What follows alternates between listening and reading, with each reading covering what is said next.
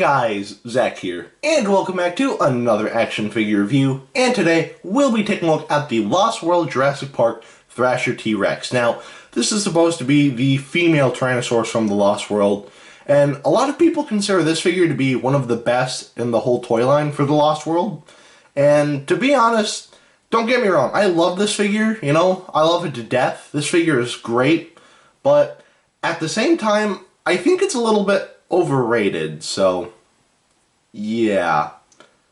Anyway, we'll talk about that later on, but first we'll take a look at the paint. And the paint on this figure, though it's not film accurate, I still think they did a damn good job on the paint, so yeah. Anyway, let's take a closer look.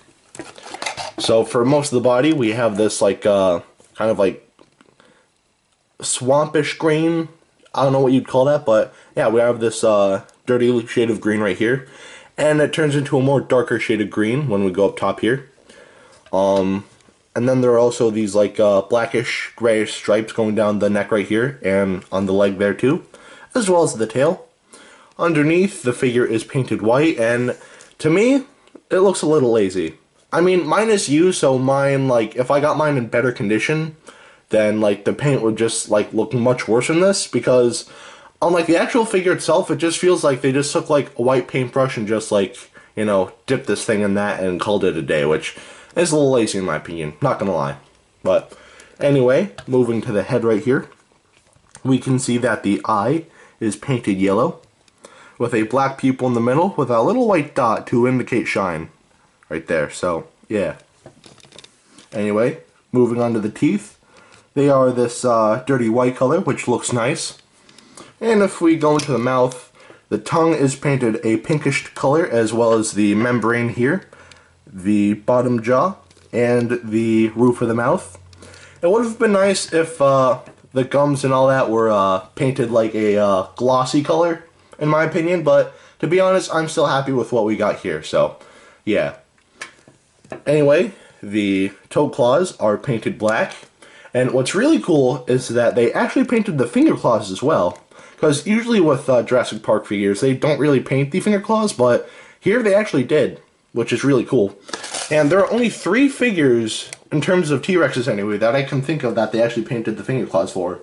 And those 3 figures would be this figure right here, the juvenile T-Rex from the same toy line, and the young T-Rex repaint for the Jurassic Park Dinosaurs toy line that came out in 1999. So, yeah.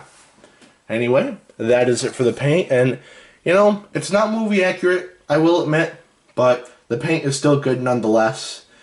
A bit sloppy in some parts, but again, it's pretty damn good, so yeah. The paint definitely gets a pass.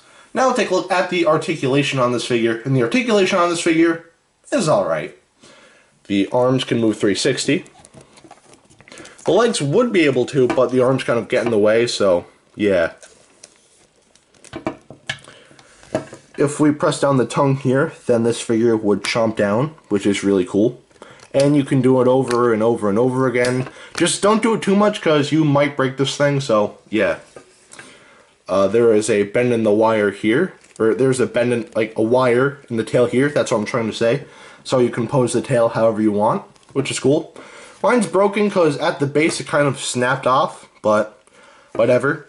But the coolest thing is that if you grab the tail, first of all, sorry about that squeak if you're wearing headphones, but if you grab the tail, you can push it back and forth, and that's why this figure is called the Thrasher T.rex, because it thrashes. And the reason why it does this is because this figure actually comes with capture gear, and what you would do is you would like shake the tail and do the thrashing action, and the T-Rex would break out of it, which is really cool, I'm not gonna lie. However, the thing is, I didn't get any capture gear with mine, so yeah, I can't really show that off. I apologize for that, but yeah. Anyway, that is it for the articulation, and again, it's not bad, so the articulation gets a pass. Now, we'll take a look at the sculpt, and the sculpt on this figure is really good, but it's also where most of my issues kind of, pop up on this figure. Mainly in the tail area. Now, a lot of people complain that the legs are too loose. And mine actually aren't. Mine are actually very tight. It's just that this figure can't stand whatsoever. Like, well, let me yeah. The only way to get it to stand on its own is if you just like put it in the more upright posture, and that doesn't look all that great in my opinion, so yeah.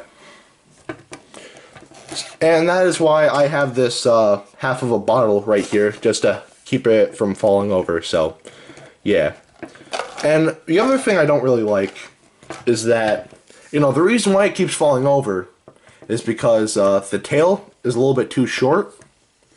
Like, I wouldn't mind the tail like this, but it kind of keeps the figure from standing properly, so yeah, it would have been nice if they put like weights in the tail right here, but you know, I'm perfectly fine with just having half of a cup, so yeah. Other than that, the sculpt on this figure is really good, you know. I think the feet are sculpted well, the legs are sculpted really well. The head looks almost perfect, I'm not gonna lie. We'll take a closer look at that in a bit, but yeah, bottom line, I think the sculpt on this figure is really good, so the sculpt definitely gets a pass. Now we'll take a look at the detailing, and the detailing on this figure, just like with any Kenner figure, it's pretty damn good, so yeah. First, we'll take a look at the head, and you can see all the scales and whatnot, and all the like cracks in the skin, which look nice, especially in the eye there. The tongue is detailed. It's not perfect, but it's doable. The membrane is detailed nicely as well. The roof of the mouth is actually looking really nice, not gonna lie, as well as the bottom of the jaw right there. Moving down to the neck, all of the folds in the skin and all the, yeah, all of the folds are just looking really nice. On the side of the body right here, we can see the rib cage, and I think that looks really nice as well. Going down to the arms, everything looks nice here. All of the folds and whatnot. The hands, or fingers, they're detailed really nicely. I like the scales right here. I think they look really nice, not gonna lie. And moving to the leg, we can see all the folds and whatnot, and all the creases, which look very nice. And all the scales on the feet, again, look very nice. And the creases on the tail continue. And yeah. Underneath the figure, we can see more scales, which look nice. Underneath the stomach here, I think the scales look absolutely phenomenal. I don't know, just something about this just looks amazing to me. But anyway, we have more folds in the neck right here and in the bottom of the jaw.